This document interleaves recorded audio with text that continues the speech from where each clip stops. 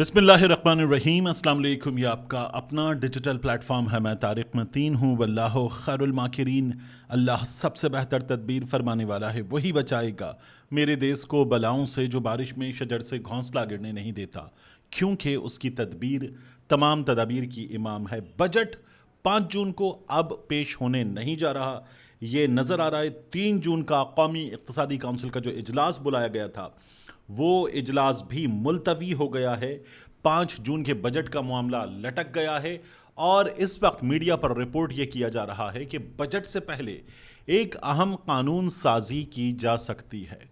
एक और इसका जाविया ये है कि हुकूमत बजट पेश करे 5 जून को और फिर 7 जून को जो इलेक्शन हो, और बजट में जिस तरह का कबाड़ा हुकूमत IMF के आगे लेट कर करने जा रही है, तो उसका नतीजा गिलगित बल्तिस्तान के इलेक्शन में अच्छा खासा आएगा। ये जो दलील है देखने में तो बड़ी भारी भरकम लगती है, लेकिन ये तब भारी भरकम लगे ना जब इंतखाबात हों फेयर, जब जिसको वोट डाला जाए उसको वोट निकले, जब फॉर्म 45 फॉर्म 47 मैच कर रहे हों, जब फॉर्म 45 कुछ और बता रहा हो, पोलिंग स्टेशन कुछ और बता रहा हो, नतीजा कुछ और बता रहा हो और नतीजा कहीं और हो जाए, तो फिर क्या किया जाए। लेकिन बहरहाल एक अहम कानून साजी की जा सकती है। तो मेरा सवाल यह है कि कुल 8-9 दिन रह गए, अगर 10 तक भी बजट ले जाते हैं, तो क्या हम इन 8-10 दिनों में 28वीं आईनी तरमीम होती हुई देखने जा रहे हैं? क्या ये बजट से पहले अचानक फौरी तौर पर, हंगामी तौर पर आईनी तरमीम होने जा रही है? अभी पता चलना बाकी है, लेकिन बहुत बड़ी खबर है, जो बजट तैयार था 5 जून का, जिसके लिए ऐलान हो चुका था, अब वो 5 जून को मुमकिना तौर पर नहीं पेश होने जा रहा। ये अपने आप में एक बहुत बड़ी खबर है। इसके बाद सुहेल खान आफरीदी पहुंच गए अडियाला जेल। उन्होंने खान की एक अदद पी कैप पहन रखी है। अलीमा खान के साथ, इमरान खान की फैमिली के साथ अडियाला जेल पहुंचकर ज़मीन पर बैठकर मीडिया से गुफ्तगू की है, धरना दे दिया है। सुहेल खान आफरीदी के साथ पार्लियामेंटेरियंस मौजूद हैं, खैबर पख्तूनख्वा असेंबली से भी और मरकज़ के दोनों ऐवानों से भी। और सुहेल आफरीदी ने वहाँ कहा कि हम इमरान खान साहब से मुलाकातों के लिए, उनको बहाल करवाने के लिए यहाँ बैठे हैं और ये इस सिस्टम को करना पड़ेगा। इवन एक आध उन्होंने सवाल का जवाब दिया बजट के हवाले से, अपनी असेंबली के हवाले से, लेकिन फिर अलीमा खान साहिबा ने रोक दिया सहाफ़ियों को भी। उन्होंने कहा कि यहाँ जब हम आते हैं तो हमारा मकसद है हम इमरान खान के मौजू पर बात करें। आप डिस्ट्रैक्शन कर रहे हैं, ये डिस्ट्रैक्शन नहीं होने देंगे और यहाँ इमरान खान के मौजू पर बात करें। वैसे ठीक किया अलीमा खान साहिबा ने, इसलिए कि ऐसे सहाफ़ी छोड़े जाते हैं उस जगह कि जो बाकायदा तौर पर एजेंडा ड्रिवन सवाल करते हैं। और ये लोग, क्योंकि मीडिया पे तो कवरेज होती नहीं है, सोशल मीडिया पर भी मामले को दबाने के लिए, गंद फैलाने के लिए मखसूस सहाफ़ी हैं, मखसूस इदारे के हैं और ये अपना गंद फैलाने के लिए वहाँ पर आते हैं। अलीमा खान साहिबा ने ऐसे लोगों को स्नब करके ठीक किया। दूसरा, अलीमा खान साहिबा ने कहा कि इमरान खान से कोई जर्नैल नहीं मिला, इमरान खान से मुलाकातें हों और वापस शुरू हों, हमारा ये मुतालबा है और ये होना चाहिए। अब आज कहाँ तक चलता है ये जो धरना शुरू हो गया है, ये जो बैठ गए हैं, यह भी देखने की चीज़ है। मेरे पास जो इत्तलात हैं उनके मुताबिक ये लोग बैठेंगे कुछ घंटे और उसके बाद उठेंगे। ये जैसे पहले 1 से 2 बार हुआ कि धरना हुआ और फिर सुबह तक जारी रहा, या रात 2-2:30 बजे क्रैकडाउन किया गया और वहाँ पर वाटर कैनन का, लाठी चार्ज का, आंसू गैस के शेल का ज़मीन पर घसीटने का सिलसिला हुआ। ये अब नहीं होने जा रहा। ये मेरे पास इत्तलात हैं कि ये रात में किसी वक्त मुमकिना तौर पर ख़त्म कर देंगे।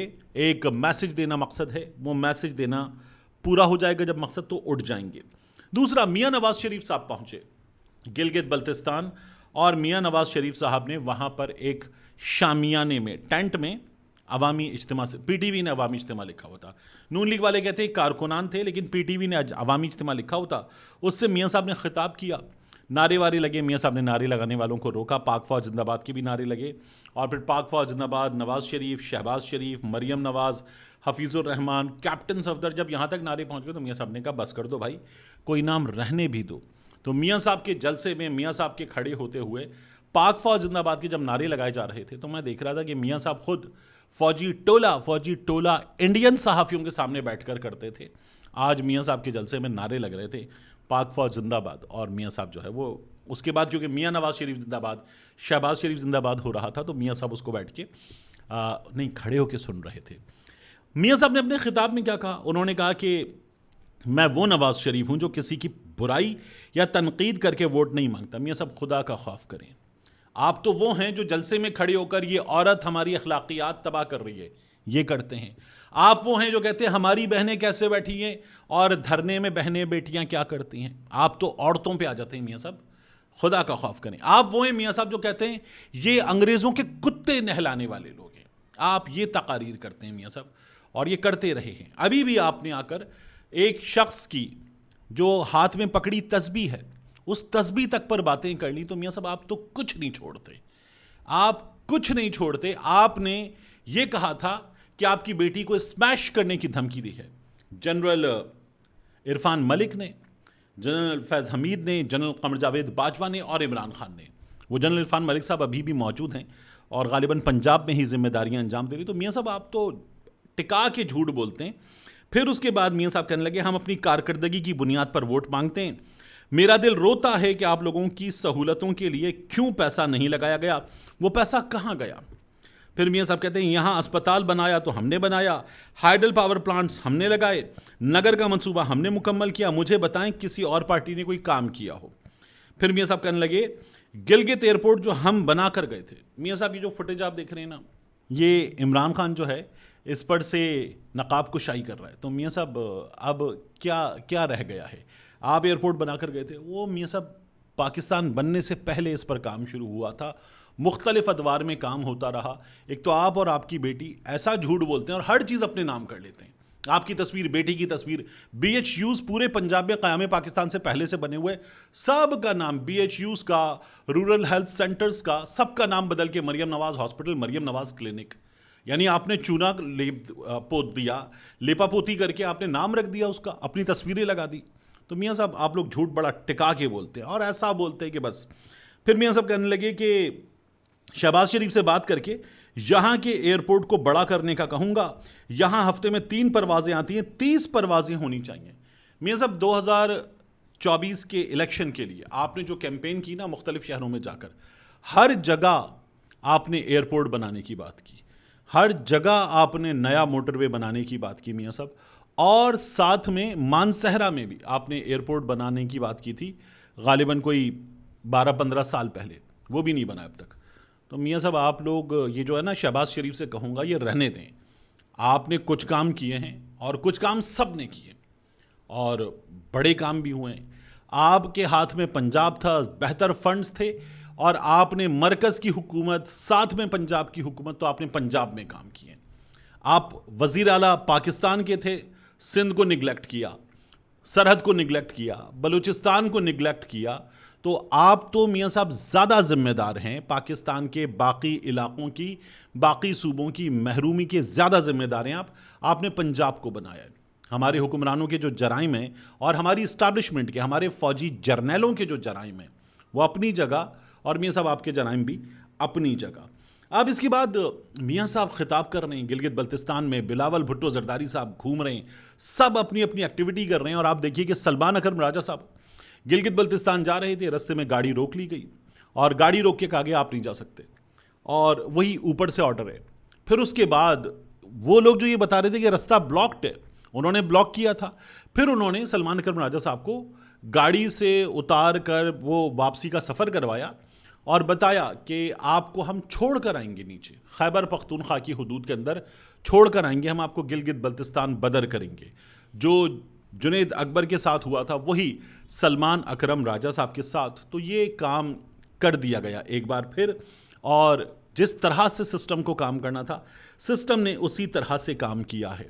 آخری چیز، کراچی میں گرفتاری ہوئی ہے ایک اور پنکی کی. اب یہ ذرا بڑی پنکی ہے، معمر پنکی ہے، اور یہ پنکی بھی پہلے پکڑی جا چکی ہے، اب ایک بار پھر گرفتار ہوئی ہے. اس کا نام ہے شیریں عرف شیرینہ.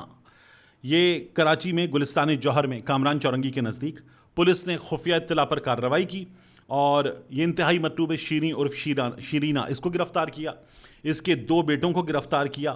یہ چرس بیچتی ہے اور دیگر منشیات بیچتی ہے.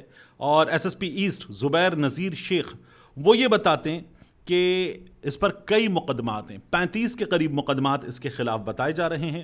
چند سال پہلے بھی یہ گرفتار ہوئی تھی اور اس کے بعد رہائی کے بعد دوبارہ منشیات کے دھندے میں پڑ گئی، سزا ہوئی تھی اس کو، اور سہراب گوٹ میں پہلے یہ منشیات کا ایک بڑا اڈا چلاتی تھی، اور آج کل یہ جو آپ ویڈیو دیکھ رہے ہیں یہ اپنے اپارٹمنٹ کی کھڑکی سے منشیات کی خوراک دیتی ہے، پیسے پکڑتی ہے، اور وہیں سے کھڑکی سے ہی یہ چھوٹی موٹی سپلائی وہاں سے کرتی رہتی ہے۔ ایس ایس پی ایسٹ یہ کہتے ہیں کہ گرفتار ملزمہ کے شوہر اور بیٹوں کے خلاف بھی مختلف نوعیت کے متعدد مقدمات درج ہیں اور کئی مرتبہ وہ لوگ گرفتار ہو چکے ہیں۔ پولیس نے شیریں اور اس کے بیٹوں سے مزید تفتیش شروع کر دی تاکہ منشیات کے نیٹ ورک اور اس سے وابستہ دیگر افراد کے بارے میں معلومات حاصل کی جا سکیں۔ ساتھ ہی پنکی کے جو ساتھی ہیں، وہ اس کا مینیجر جو مالی معاملات دیکھتا تھا اور ایزی پیسہ کا کاروبار چلانے والا بندہ، یہ ایزی پیسہ ویسے ہمارے یہاں ایک ٹرم بن جاتی ہے کہ آپ شاید کسی ایک مخصوص نیٹ ورک کی بات کر رہے ہیں، لیکن ایزی پیسہ، ایزی لوڈ، ایزی کیش وغیرہ کے ذریعے جو بندہ ان کے لیے مالی معاملات دیکھتا تھا، ان لوگوں کی ضمانت ہو جائے، اس سلسلے میں بڑا زور لگایا جا رہا ہے اور پولیس کوشش کر رہی ہے کہ اس ضمانت کو روکا جا سکے۔ ملتے ہیں انشاءاللہ آپ سے اگلی ویڈیو میں۔